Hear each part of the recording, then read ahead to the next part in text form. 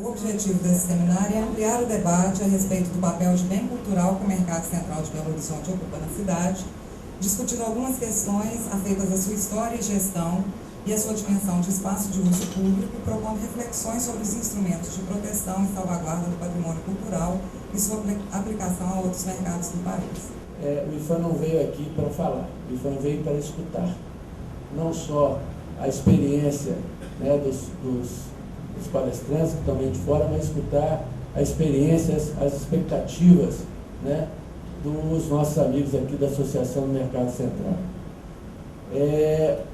Eu tenho muita dificuldade em tratar com a questão do mercado central, porque a minha parte profissional fica muito comprometida pela parte afetiva, né? Porque eu fui introduzido no mercado central pelo meu avô, quando pequeno. Então essa avaliação é comprometida pelo fascínio de uma criança com os sons, cheiros, sabores, né, que emanavam aqui do mercado central. Então, e por outro lado é uma coisa boa, porque com esse lado afetivo nada de ruim pode vir daqui para aí. Então, fica esse registro aí.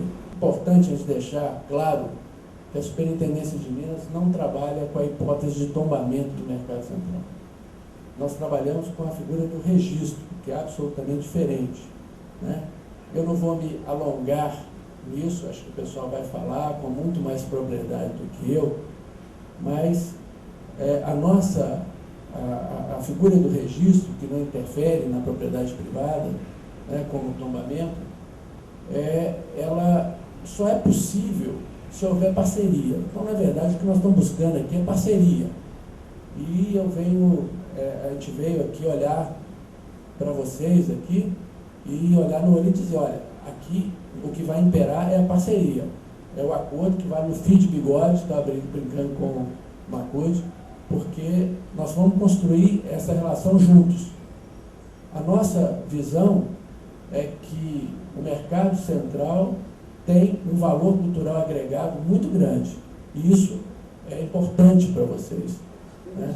E toda a nossa conversa gira em torno disso, de parceria, de confiança e de demonstração do valor agregado, né, da cultura para a atividade econômica de vocês, que, frise-se, é uma atividade de sucesso. Nós reconhecemos o sucesso do empreendimento, a boa gestão do empreendimento, e nós queremos agregar, nós queremos somar a isso. Esse é o momento para nós discutirmos, trocarmos ideias e nós também, como comerciantes, demonstrarmos os nossos interesses.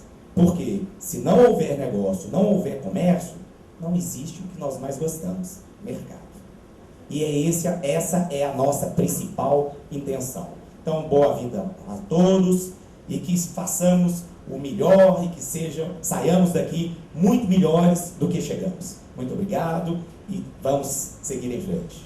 Eu acho que é um trabalho que vai ter um retorno muito positivo para a cidade, para o mercado, porque são formas do patrimônio cultural legitimar esse valor cultural que já está expresso, né, nesses bens culturais. Na verdade, o mercado e o JK já estão numa área protegida pelo patrimônio cultural, que é a Praça Raul Soares e a Avenida Olegário Maciel, desculpa.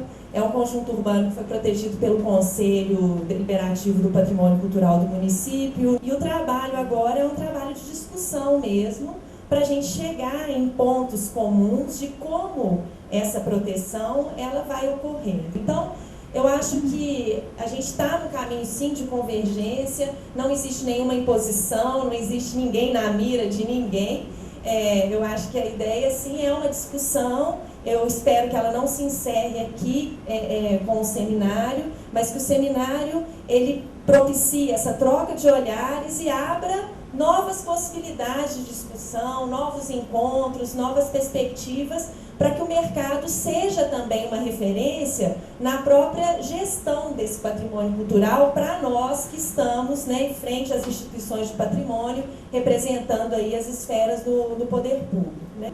Reconhecer que a administração do mercado, com com muita competência e êxito, tem trazido o mercado até esses dias, transformando o mercado nessa coqueluche, nesse ponto de referência, né, nessa instituição da cidade. Então, parabenizar a gestão das diversas administrações que já dirigiram o mercado central. Segundo, que a proposta feita na Câmara, ela provocou, tumultuou, desestabilizou a questão do mercado. E há um sentimento, e ainda há um sentimento da população, assim, que tem um mercado com o coração, né? É uma referência afetiva, simbólica, né? De todos nós, um sentimento assim, de perigo que o mercado corria, né?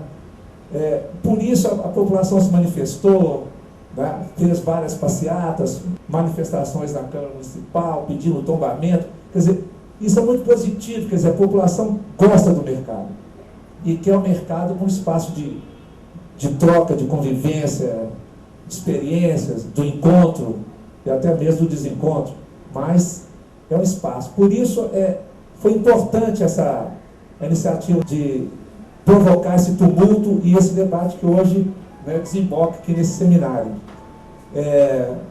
Eu tenho a convicção de que os parceiros, né, que estão aqui hoje, chegaremos a bom termo, e a população de Belo Horizonte vai ganhar, e a cidade vai ganhar, e os comerciantes ganharão também. Bom dia a todos. Eu queria agradecer pelo convite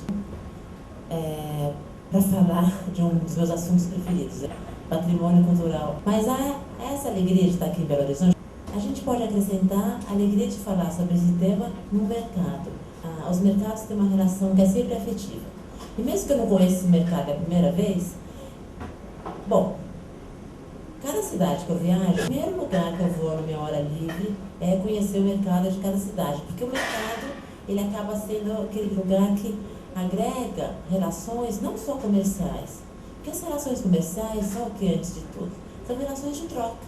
Então, um certo preconceito a gente achar que em algum lugar que acontece uma relação comercial, acontece apenas uma relação econômica. Troca, diz respeito, a troca é uma troca total. Ou seja, no mercado, troca-se o quê? Troca-se verdura por dinheiro, santinho, joga-se na loteria, etc. Mas troca-se também experiências, as pessoas se encontram. Tanto que, em inglês, tem duas palavras para o mercado. Market, que é quando falam mercado nesse sentido abstrato, que é um horror, né, que a gente está sempre ouvindo, o mercado vai ficar nervoso, o mercado está subindo, esse mercado abstrato, que a gente parece que não sabe bem nas mãos de quem está, isso é market. E marketplace é o mercado como que nós estamos aqui, ou seja, o mercado é um lugar de troca de experiências sociais. Bom, os mercados árabes, que há inclusive horas da semana em que só as mulheres frequentam. Porque elas iam ali para fazer compra, mas na verdade elas iam ali para arrumar os casamentos para os seus filhos e filhas. Ou seja, o que estava se trocando ali? As famílias estavam trocando suas redes de relação social. E aí, né, de quebra, comprava ali alguma coisa como uma mera desculpa, um mero pretexto. Ou seja, então o mercado, o interessante desse tipo de espaço é que ele é sempre mais do que um mero lugar da gente comprar os bens dos quais nós precisamos. E eles são muito interessantes, né? Porque mesmo essa compra dos bens é diferente do que de um lugar asséptico, como um supermercado, por exemplo. A feira livre, o mercado, os grandes mercados são aqueles lugares que se a verdura não estiver boa, a gente a semana que vem reclama. Enfim, a gente estabelece uma relação que é diferente dessa relação asséptica do preço fixo, da mercadoria extremamente linda, naquela coisa, enfim, iluminada por luz de mercúrio, extremamente higienizada, etc, etc. Mas eu queria começar um pouco a minha fala por algo que eu escutei aqui. Essa imagem do jornal, o título é extremamente significativo. JK, enfim, um edifício extremamente emblemático mesmo de Belo Horizonte, e mercado na mira. O que é mira? Parece que alguém está prestes a cometer um crime. Esse título é revelador de uma série de equívocos que repousam sobre a ideia da preservação do patrimônio. Muitas vezes os proprietários fogem dos órgãos da preservação como se fosse do maior perigo. Boa parte disso tem a ver com o não entendimento do que é a preservação, mas boa parte disso tem a ver, quer me parecer, com a própria maneira como o campo da preservação se formou no Brasil. E que acaba sendo uma herança que nos acompanha e que faz, sim, com que nós tenhamos alguns motivos para ter medo do patrimônio. Como é que o patrimônio se formou no Brasil? Foi na gestão de Getúlio Vargas. Getúlio Vargas tombou Ouro Preto em 1933. Foi lá com o ministro da Cultura, e tombou. Na época não era da Cultura, da Educação, e tombou. E tombou do mesmo jeito, esteja tombado. Publique-se e cumpra-se. Ninguém perguntou para a população de Ouro Preto se eles queriam ser tombados. Só um parênteses, vejam bem. Não acho que ninguém fez nada de errado tombando Ouro Preto. Ouro Preto é uma perla, uma maravilha, um orgulho. Imagino que os mineiros devam ser orgulhosos de Ouro Preto. Porque eu que sou paulista, como diriam meus alunos, eu pago pau com Ouro Preto. Eu acho Ouro Preto o máximo. Acho que é uma das cidades mais bonitas do mundo. Mas alguém foi lá perguntar para a população que ali vivia se eles queriam o tombamento? Não.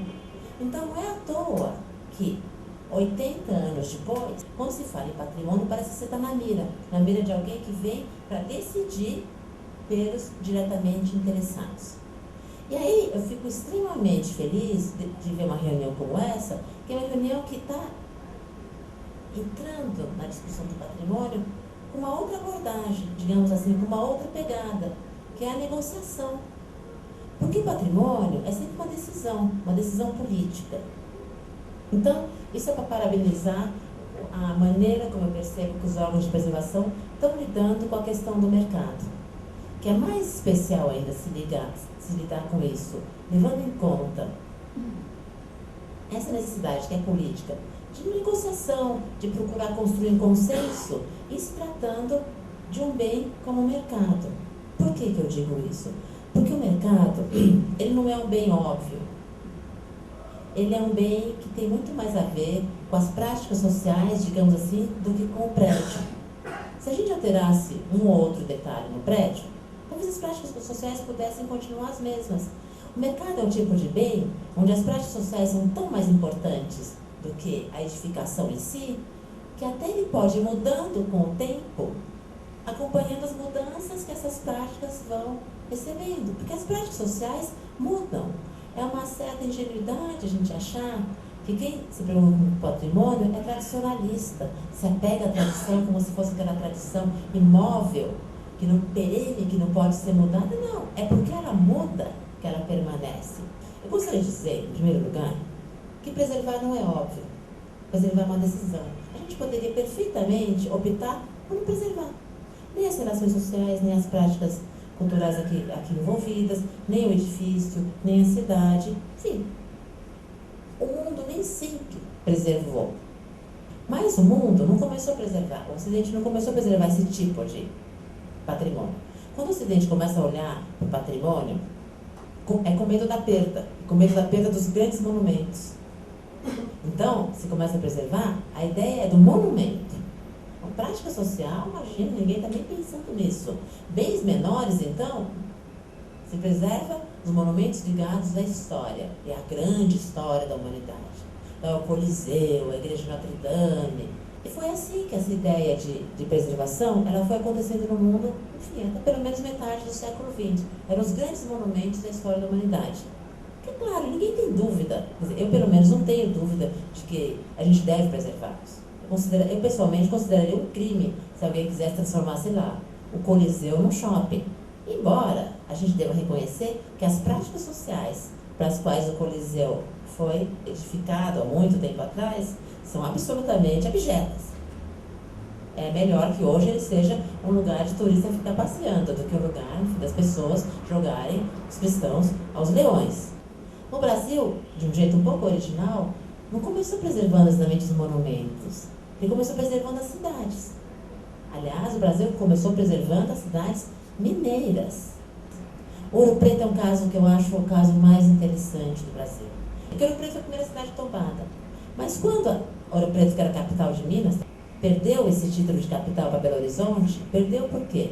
Belo Horizonte era uma cidade nova, planejada. Em suma, Belo Horizonte era uma cidade moderna. Se a gente for consultar os jornais da época, vamos dizer, está vendo Ouro Preto, uma cidade antiga, com aquelas ruas horríveis, tortuosas, com aquela topografia lamentável. Quer dizer, Ouro Preto não era condizente com a capital. E mais, havia quem dissesse que Ouro Preto não era condizente com a República. A República no Brasil merecia uma cidade moderna, que olhasse para o futuro. Nessa mesma época, houve em Ouro Preto um plano de melhoramento, que pretendia fazer o que com Ouro Preto? Fazer o mesmo que Napoleão III tinha feito com Paris, bota abaixo. Paris foi assim, bota abaixo a cidade medieval e vamos fazer uma cidade moderna. Queria fazer, bota abaixo esse Ouro Preto e vamos fazer uma cidade moderna com Belo Horizonte, planejada, retilínea. Bom, a gente pode imaginar um círculo com as ruas retilíneas naquela topografia, né? Acho que teriam que mais ou menos aplainar um pouco Ouro Preto. O plano de melhoramento, para o bem ou para o mal, hoje a gente considera para o bem, mas certamente na época muita gente considerou para o mal, porque patrimônio, como eu disse, não é um consenso, por isso necessidade da política, o plano não vingou. Então, nem a beleza de Ouro Preto era óbvia. Se a gente olhar os jornais do Rio de Janeiro, no começo do século XX, sabe o que eles falavam no barroco? Que era o estilo mais horrível que tinha. Eles falavam que em Minas se enchia as igrejas de ouro para compensar a falta de talento artístico, ou seja, na falta de mão boa, enche de ouro que fica todo lindo. E tinha gente que chegou a escrever que aqueles profetas do Aleijadinho eram grandes demais, eram desproporcionais, eram os verdadeiros monstros. Ou seja, não é óbvio. Hoje a gente acha Ouro Preto óbvio, mas foi uma negociação. Ou seja, teve uma queda de braço na política que durou da inauguração de Belo Horizonte no finalzinho do século a 33, quando Ouro Preto foi tombada. Porque, digamos assim, metade da cidade olhava Ouro Preto com olhos históricos, não sei se era metade, mas enfim, alguns grupos sociais olhavam Ouro Preto com os olhos da história, da nostalgia, daquilo que as pedras nos contam, etc. Metade olhava com olhos de, vamos colocar abaixo essa cidade vetusta, como eles falavam, velha, arcaica, decadente, e construir uma cidade moderna. A negociação durou quase 40 anos. Quem ganhou a gente já sabe. Quem ganhou tombou Ouro Preto e hoje aquela joia do patrimônio nacional. Por que eu estou contando essa história que não tem nada a ver com o mercado? Justamente para lembrar dessa dimensão política e de lembrar que não há nada de óbvio na ideia de preservar. Se a gente ver que o mercado não merece ser preservado, que essas práticas sociais que acontecem aqui estão totalmente superadas, se isso de repente não significar mais nada para ninguém, por que é que nós vamos ficar nos batendo e nos debatendo na preservação desse mercado? Talvez seja a hora de admitir, bom, a vida muda, a história caminha, isso já passou. Se o prédio não for considerado o mais significativo da cidade, o prédio vai junto. É claro que eu, junto com alguns dos entrevistados, lamentaria se essa vitalidade que existe aqui fosse trocada por uma inóspita loja de eletrodomésticos e eletrônicos. Bom, eu queria falar uma outra coisa que eu acho que nesse caso é importante.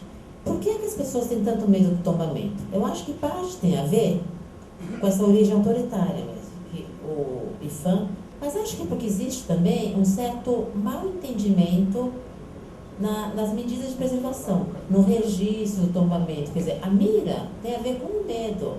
É aquele medo de que se tombarem, eu não vou poder fazer nada. Não chega a ser bem assim. O edifício tombado, ninguém está falando de tombamento aqui, mas é importante pensar nisso. O edifício tombado pode fazer muita coisa. E as casas que eram antigas e não tinham banheiro, podiam ter banheiro, pode se vender. E quando a gente pensa, e muitos pensam, que o tombamento tira o valor imobiliário, pode tirar num primeiro momento. Porque, claro, tem um certo tipo de valor imobiliário que tira sim. O empreendedor de construção civil comprar uma série de casinhas, comprar uma vila inteira, derrubar e pensar no valor da terra para fazer o edifício, isso impede mesmo. Mas tirando isso, não impede o aluguel, não impede a venda, não impede os usos que sejam condizentes com a legislação não de patrimônio, mas com a legislação do zoneamento da cidade. Ou seja, eu diria que quem vive num bem tombado pode quase tudo. e que muitas vezes aumenta o valor. Muitas vezes o tombamento agrega um valor. O McDonald's, mundialmente, ele escolhe casas tombadas para se instalar. Porque justamente, por que o lugar mais globalizado, no pior sentido, vai escolher uma casa tombada? Justamente por isso, já que o hambúrguer, que é péssimo, né? É tudo igual no mundo. Já que o preço é tudo igual no mundo, já que tudo é tudo igual no mundo, o que dá o diferencial com a cara local? É a edificação na qual ele se instala. E, enfim, há uma orientação de que as franquias escolham esse tipo de lugar. Ou seja, o tombamento, ele pode agregar valor. O tombamento, e não só o tombamento, como as medidas de preservação, porque no caso aqui o que se pleiteia, se eu entendi bem, é um registro das qualidades imateriais, mas qualidades imateriais que não estão totalmente desvinculadas dos aspectos materiais. Porque se o mercado é um lugar, é um marketplace, se tirarem o mercado daqui, não tem mais mercado. Então é necessário haver um lugar, é necessária uma dimensão material para que as práticas imateriais possam acontecer. Há uma dimensão material do patrimônio intangível ou imaterial, mas não é só disso que se trata. A gente pensa aqui que na possibilidade de possibilitar que essas práticas, que são práticas culturais, que a relação de troca comercial, ela é uma prática comercial, a economia e a cultura não são dissociadas. É uma ilusão a gente pensar que existe o cultural de um lado, que não tem nenhuma intenção econômica. Então, o patrimônio cultural não gera lucro, não gera economia, e o econômico do lado, que não tem nenhuma intenção cultural. Economia e cultura andam entrelaçadas, se nós pensamos numa ideia de cultura num sentido amplo, não num sentido restrito, no sentido extremamente elitizado. Então, eu imagino que é interessante a gente pensar que essas práticas devem acontecer até quando? Um registro de natureza imaterial vai forçar as práticas a continuarem acontecendo? Não. A Michele, né, falou que esse mercado já está numa área protegida. Então, a gente poderia perguntar, pensando alto, se assim é, por que registrar? Já está protegido? E eu diria que patrimônio não é só proteção. Patrimônio é um ato de se conferir valor, de se dizer bem alto, de se gritar bem alto para a sociedade, isto tem um valor especial. Mesmo que não precise de proteção. É um título, é um rótulo, digamos assim, é uma chancela. Isso é tão ou mais importante do que a proteção. Quem não quer um título? O título chama atenção para quem tinha pensado naquilo como algo despercebido. Então pode ser que alguém que nunca tenha tido interesse de vir no mercado, porque prefere lugares mais fáceis de estacionar, prefere lugares mais seguros, é bem possível imaginar que o registro dessa natureza imaterial das práticas que acontecem, se bem divulgado, se bem conduzido, se bem, enfim, publicizado, ele possa chamar a atenção, inclusive de gente que jamais se interessou em vir ao mercado. Mas como o mercado, a relação comercial é a coisa mais dinâmica que existe, por isso que é completamente impossível a gente pensar em conter as relações comerciais numa camisa de força. O interessante é a gente pensar isso, porque o patrimônio não segura a cidade.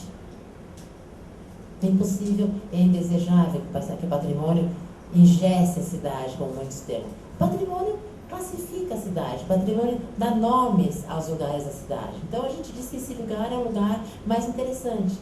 Quem já sabia? Sim, continua sabendo. Quem não sabia, enfim, vai achar que vai descobrir esse lugar. Então, o registro, ele tenderia a ser, ao contrário do que pode parecer, em vez de ter um valor não econômico, ele pode, pelo valor cultural, acabar agregando, enfim, ao agregar um valor cultural, terminar por agregar um valor que no fim pode até vir a ser econômico.